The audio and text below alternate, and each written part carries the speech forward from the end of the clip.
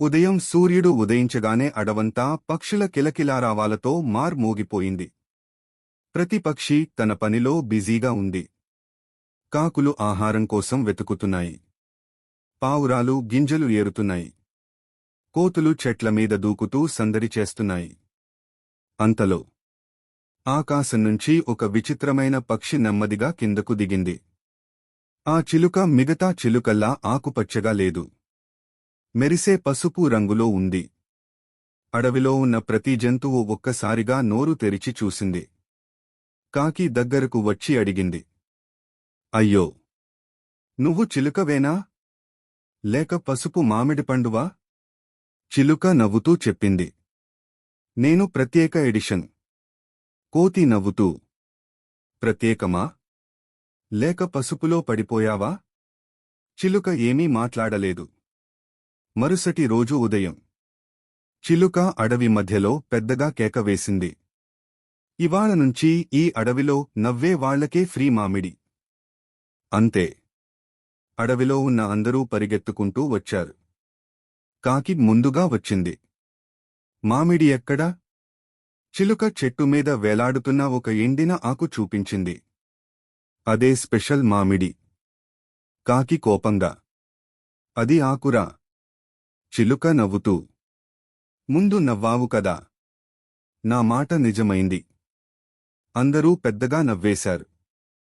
ఇంకో రోజు చిలుక కొత్త ప్రకటన చేసింది. ఈ రోజు ఎవరు వేగంగా పరిగెత్తితే వారికి బంగారు గింజ. కోతి, కుందేలు, నెమలి, కాకి అందరూ సిద్ధమయ్యారు. 1, 2, 3 అందరూ పరిగెత్తారు. చివరికి అందరూ అలసిపోయి వచ్చారు. బంగారు గింజ ఎక్కడా? చిలుక చిన్న అద్దం చూపించింది. మీ నవ్వే బంగారం. కోతి తల పట్టుకుంది.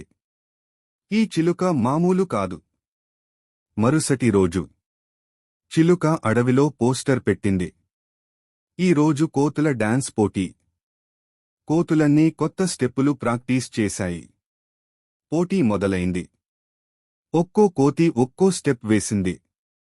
చివరికి చిలుక చప్పట్లు కొట్టి చెప్పింది, విజేత కాకి. కాకి ఆశ్చర్యపోయింది. నేను డాన్స్ చేయలేదుగా. చిలుక నవ్వింది. అందుకే బెస్ట్ డాన్స్. పడిపోలేదు. అడవంతా నవ్వులతో మార్మోగిపోయింది.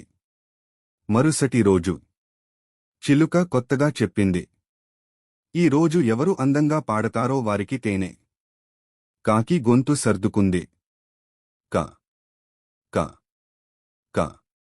కోతి చెవులు మూసుకుంది. నెమలి పారిపోయింది. చిలుక మాత్రం చప్పట్లు కొట్టింది. సూపర్. కాకి గర్వంగా, తేనె ఇవ్వు. చిలుక చెప్పింది. తేనెటీగలు తీసుకెళ్లాయి. కాకి ముఖం వేలాడిపోయింది. అందరూ మళ్లీ నవ్వేశారు. ఒకరోజు చిలుక పెద్ద పెట్టె తీసుకొచ్చింది.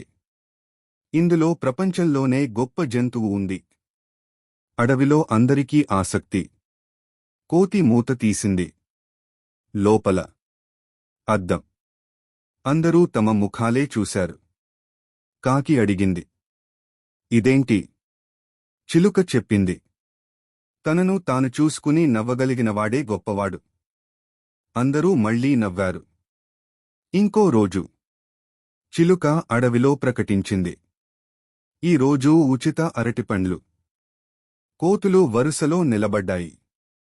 చిలుక ఒక్కో కోతికి అరటిపండు తొక్క ఇచ్చింది.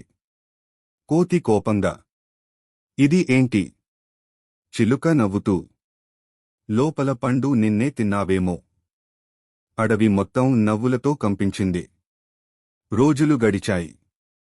ఆ పసుపు రంగు చిలుక వల్ల అడవిలో గొడవలు తగ్గిపోయాయి. ప్రతిరోజు కొత్త జోక్, కొత్త ఆట, కొత్త మోసం. కాని చివరికి అందరూ నవ్వుకునేవాళ్లే. ఒకరోజు చిలుక కనిపించలేదు.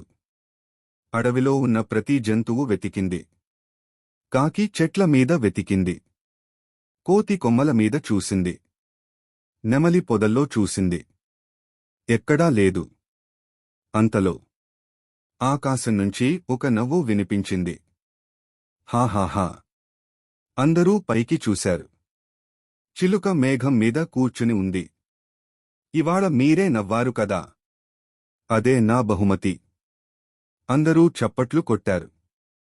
ఆ రోజునుంచి పసుపు రంగు వింత చిలుక అడవిలో కనిపించినప్పుడల్లా ఎవరూ దాని రంగు గురించి అడగలేదు. ఈ రోజు ఏ కొత్త కామెడీ చేస్తుందో అని మాత్రమే ఎదురు చూశారు. అలా ఆ పసుపు రంగు చిలుక అడవిలో నవ్వుల రాజుగా మారిపోయింది.